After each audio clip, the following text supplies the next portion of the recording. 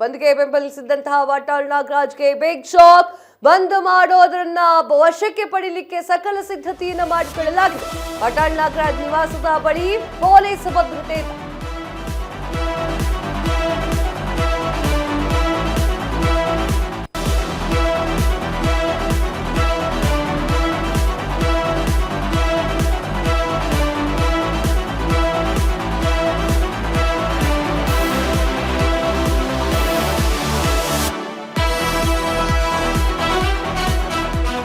ಬಂದ್ಗೆ ಬೆಂಬಲಿಸಿದಂತ ವಾಟಾಳ್ಗೆ big shock. ಬಂದ್ ಮಾಡೋರನ್ನ ವಶಕ್ಕೆ ಪಡೀಲಿಕ್ಕೆ ಸಕಲ ಸಿದ್ಧತೆ. ವಾಟಾಳ್ ನಾಗರಾಜ್ ನಿವಾಸದ ಬಳಿ ಪೊಲೀಸ್ ಭದ್ರತೆ.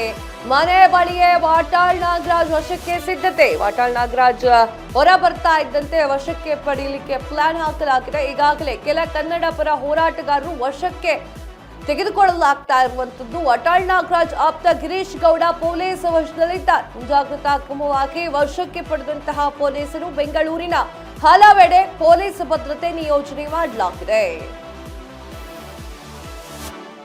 ಬಂದ್ಗೆ ಬೆಂಬಲವನ್ನ ನೀಡಿದಂತಹ ವಾಟಾಳ್ ನಾಗರಾಜ್ ಇದೀಗ ಬಿಗ್ ಶಾಕ್. ಕರ್ನಾಟಕ ಬಂದ್ ಅಂತ ಹೇಳಿ ಎಲ್ಲರೂ ಕೂಡ ಬಂದ್ಗೆ ಆಹ್ವಾನ ಮಾಡಲಾಗಿತ್ತು.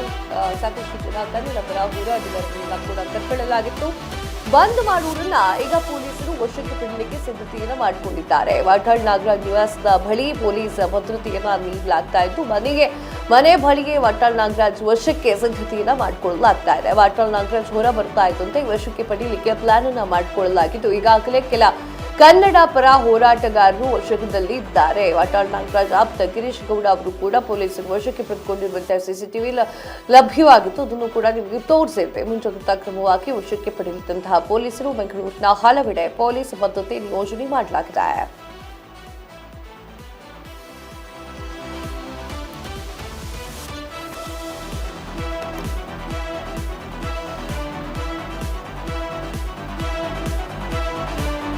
ಎಸ್, ಕರ್ನಾಟಕ ಬಂದ್ ವಿಚಾರಕ್ಕೆ ಸಂಬಂಧಪಟ್ಟಂತೆ ಈಗ ಎಲ್ಲಾ ಕಡೆಯಲ್ಲೂ ಕೂಡ ಬಿಗಿ ಬಂದೋಬಸ್ತನ್ನ ಮಾಡಲಾಗ್ತಾ ಇದೆ. ಎಸ್, ಶಾಲಾ ಕಾಲೇಜುಗಳು ಕೂಡ ಇದ್ದಾವೆ. ತಮಿಳುನಾಡಿಗೆ ನೀರನ್ನ ಬಿಡೋಕೆ ಇಷ್ಟ ಇಲ್ಲ ಅಂತ ಹೇಳಿ ಪ್ರತಿಭಟನೆಯನ್ನ ಮಾಡಲಾಗ್ತಾ ಇದೆ. ತಮಿಳುನಾಡಿಗೆ ಕಾವೇರಿ ನೀರು ಬಿಡುಗಡೆ ಆದೇಶದ ವಿರುದ್ಧವಾಗಿ ಕನ್ನಡ ಪರ ಸಂಘಟನೆಗಳ ಒಕ್ಕೂಟದ ಅಧ್ಯಕ್ಷರಾಗಿರುವಂತಹ ವಾಟಾಳ್ ನಾಗರಾಜ್ ಅವರು ಕರೆಯನ್ನ ನೀಡಿದ್ರು. ರಾಜ್ಯವ್ಯಾಪಿ ಬಂದ್ಗೆ ಮಿಶ್ರ ಪ್ರತಿಕ್ರಿಯೆ ಕೂಡ ಸಿಗ್ತಾ ಇತ್ತು.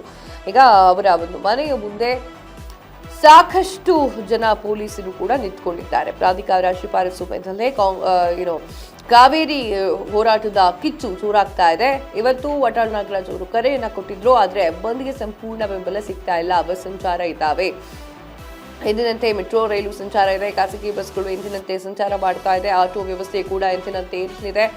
ಮೆಡಿಕಲ್ ಕಾಲೇಜುಗಳು ಮೆಡಿಕಲ್ ಹೋಟೆಲ್, ಆಸ್ಪತ್ರೆ, ಶಾಲೆಗಳು ಕೂಡ ಇದ್ದಾವೆ. ಸರ್ಕಾರಿ ಕಚೇರಿಗಳು, ಹಾಲು, ತರಕಾರಿ, ಹಣ್ಣಿನ ಅಂಗಡಿಗಳು ಕೂಡ ಇದ್ದಾವೆ. ಬಟ್ಟೆ ಅಂಗಡಿ, ಬೇಕರಿ ತಿನಿಸುಗಳು ಕೂಡ ಇದ್ದಾವೆ. ಬೀದಿ ಬದಿ ವ್ಯಾಪಾರಿಗಳು ಕೂಡ ಇದ್ದಾರೆ. ಆಂಬ್ಯುಲೆನ್ಸ್ಗಳು ಕೂಡ ಲಭ್ಯವಿದೆ. ಏನಿರೋದಿಲ್ಲ ಅಂತ ನೋಡೋದಾದ್ರೆ ಆಟೋ ಸಂಚಾರ ಇರೋದಿಲ್ಲ ಅಷ್ಟೇ. ಕನ್ನಡ ಸಂಘಟನೆಗಳ ಒಕ್ಕೂಟದಿಂದ ಬಂದ್ಗೆ ಬೆಂಬಲ ಸಿಗ್ತಾ ಇರುವಂತದ್ದು. ಕರ್ನಾಟಕ ರಾಜ್ಯ ರೈತ ಹಿತರಕ್ಷಣಾ ಸಂಘದಿಂದ ಬಂದ್ಗೆ ಬೆಂಬಲ ಇದೆ.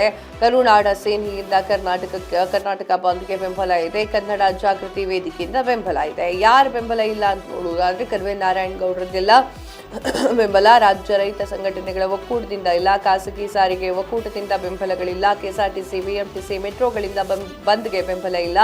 ಬಹುತೇಕ ಆಟೋ ಸಂಘಟನೆಗಳು ಕೂಡ ಬಂದನ್ನ ಇಷ್ಟಪಡ್ತಾ ಇಲ್ಲ.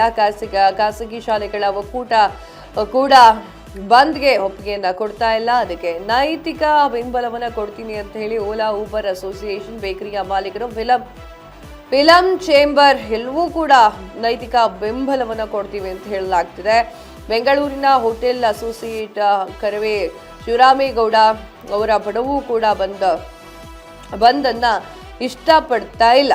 ಇನ್ನು ಯಾವುದೇ ಅಹಿತಕರ ಘಟನೆಗಳು ನಡೀಬಾರದು ಅಂತ ಹೇಳಿ ಪೊಲೀಸರು ಬಂದೋಬಸ್ತನ್ನ ಮಾಡ್ತಾ ಇದ್ದಾರೆ.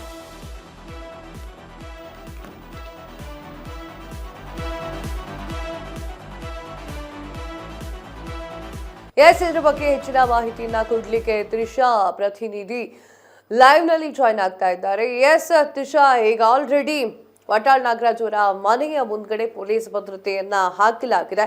ಸೊ ಮುಂದಿನ ಸ್ಟೆಪ್ ಏನಿಡಬಹುದು, ಏನಿದೆ ಅಪ್ಡೇಟ್ಸ್? ಎಸ್ ಕಾವ್ಯ, ಈಗಾಗಲೇ ವಾಟಾಳ್ ನಾಗರಾಜ್ ಅವರ ನೇತೃತ್ವದಲ್ಲಿ ಬಂದ್ ಮಾಡಬೇಕು ಅಂತ ಹೇಳಿ ಈಗಾಗಲೇ 13ನೇ ತಾರೀಕು ನಾವು ಬಂದ್ ಮಾಡ್ತೀವಿ ಕರ್ನಾಟಕದಾದ್ಯಂತ ಅಂತ ಹೇಳಿದ್ರು. ಆ ಕುರಿತಂತೆ ಬೆಳಗ್ಗೆ 6ರಿಂದ ಸಂಜೆ 6ರವರೆಗೆ ಕರ್ನಾಟಕವನ್ನ ಸಂಪೂರ್ಣವಾಗಿ ನಾವು ಬಂದ್ ಮಾಡ್ತಿದೀವಿ ಅಂತ ಹೇಳಿದ್ರು. ಆ ಕುರಿತಂತೆ ಹಲವಾರು ಕಡೆ ನೈತಿಕ ಬೆಂಬಲವನ್ನ ಸೂಚಿಸೋಕ್ಕೂ ಕೂಡ ಅವ್ರು ಹೇಳಿದ್ರು. ಆದ್ರೆ ಒಂದಷ್ಟು ಸಂಘಟನೆಗಳು ಬೆಂಬಲವನ್ನ ಸೂಚಿಸಿದ್ರು, ಇನ್ನೊಂದಷ್ಟು ಸಂಘಟನೆಗಳು ಬೆಂಬಲವನ್ನ ಸೂಚಿಸಿರ್ಲಿಲ್ಲ. ಆದ್ರೆ ಇವತ್ತು ಬಂದ್ ಮಾಡಬೇಕು, ಮೆಜೆಸ್ಟಿಕ್ ಆವರಣದಲ್ಲಿ ದೊಡ್ಡದಾಗಿ ಬಂದ್ ಮಾಡ್ಬೇಕಂತ ಹೊರಟಿದ್ದಂತ ವಾಟಾಳ್ ನಾಗರಾಜ್ ಅವರಿಗೆ ಒಂದು ಬಿಗ್ ಶಾಕೆ ಎದುರಾಗಿದೆ. ಯಾಕೆ ಅಂತ ಹೇಳಿದ್ರೆ, ಅವರು ಆ ಸ್ಥಳಕ್ಕೆ ತಲುಪುವ ಮುನ್ನವೇ ಅವರನ್ನ ವಶಕ್ಕೆ ಪಡಿಬೇಕು ಅನ್ನುವಂತ ನಿಟ್ಟಿನಲ್ಲಿ ಎಲ್ಲಾ ಪೊಲೀಸರು ವ್ಯವಸ್ಥೆಯನ್ನ ಮಾಡ್ಕೊಳ್ಳಲಾಗಿದೆ.